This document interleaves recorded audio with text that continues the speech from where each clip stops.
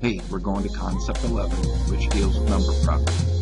And you want to be able to understand and identify, this is level 1 by the way, understand and identify 4 different properties. The associative property, the commutative property, the identity property, and the distributive property. And so let's move. Here we go. Let's learn how to do it. Take good notes on your WSQ here. Write each one down with an example, what the meaning is, and the catchphrase. Put them all in there. All right, first property is we're going to deal with the commutative property. Commutative property deals with the order. I'm going to change the order of the numbers. So if I have 5 plus 3, I'm going to be the same as flipping the order. Flip them around. 3 plus 5. So if I flip the numbers around, you'll still get the same answer. And that's what the commutative property says. If you change the order of the numbers on an adding problem, it's okay. You'll get the same answer. How about multiplying? Well, I have commutative with the addition or commutative with multiplication. So if I take 5 times 3, I change the order of the numbers, I flip them around. That's going to be the same as 3 times 5. All right, so write the meaning down. The meaning of the commutative property is you change the order of the numbers. What's our catchphrase? Well, I thought the commutative property has an O in it, so you want to think of order. You change the order of the numbers. All right, let's move to the associative property. Associative property deals with grouping symbols. Okay, deals with the parentheses. So I'm going to change where the parentheses are. I'm going to slide the parentheses over. So if I have 5 plus 3 in parentheses plus 2, I'm going to move the grouping symbols. So I'm going to take 5 plus parentheses 3 plus 2. So what did I just do? Well, I said if I take 5 plus 3, which is 8, and then add 8 plus 2, I'm going to get 10. Okay?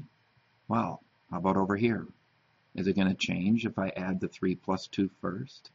Well, you know it's not going to change because 3 plus 2 is 5, and 5 plus 5. 5 plus 5 is also going to be 10. So the associative property just changes the order of what I do first. And it's okay. If it's all adding, I can add different sets or different groups of numbers first. So what's the catchphrase? Well, the catchphrase is I can associate with different groups. And what I mean by associate is what you're going to do is with the commutative property, this is a grouping or an associative. I'm going to move it to the next group. Slide it over. All right, how about multiplying? Well, let's follow the same thing. 5 times 3 times 2, I'm going to move my grouping symbols and slide it over. So that's going to be the same as if I take 3 times 2 in parentheses. I'll get the same thing. So I'm just moving my grouping symbols. That's the associative property. Identity, this one's easy. Identity, start right here, keeps its identity. So what do I add to 5 to keep its identity? So what do I have to add to 5 to keep its identity, to keep 5? Well, that's easy. 0. And that's what the property says. Adding 0 does not change my answer. That's called the identity property. And there's one for multiplying too. So what do you multiply 5 by to keep 5? Well, that's going to be 1. And again, there's an identity for adding, an identity for multiplying. Remember, catchphrase, keeps its identity. Okay? Last one, the distributive property. Just what it means, distribute. Well, if I distribute some papers out, I have a little picture here. I'm going to, like a newspaper boy, I'm going to distribute the paper to the different houses on the block. Okay, that's the same concept. I'm going to take what's ever outside and distribute it to what's on the inside. So another example is what you did in elementary. If I have 5 times 6 or 5 groups of 6, I'm going to change the 6 into 4 plus 2.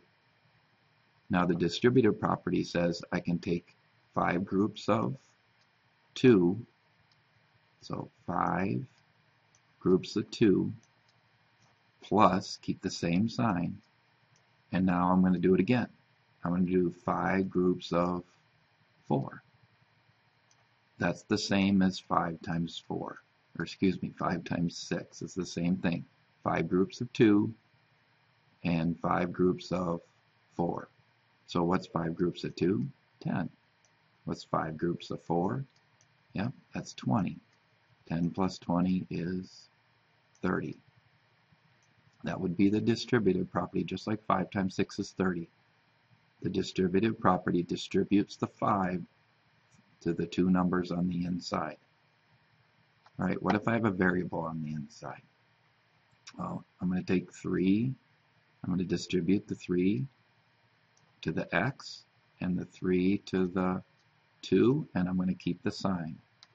So 3 groups of x and 3 groups minus 3 groups of, this sign, minus sign a little bigger, 3 groups of 2.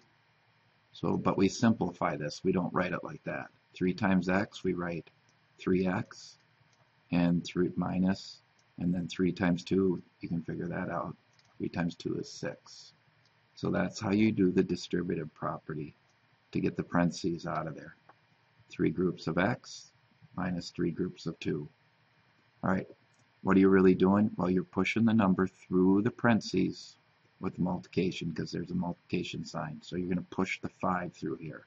You're going to push the 3 through. And what's your rule? Distributing something to a group of friends. So like the papers, I distribute the papers to the neighborhood, or you distribute a text message to different friends. That's called the distributive property. All right. Good luck. Catch you later.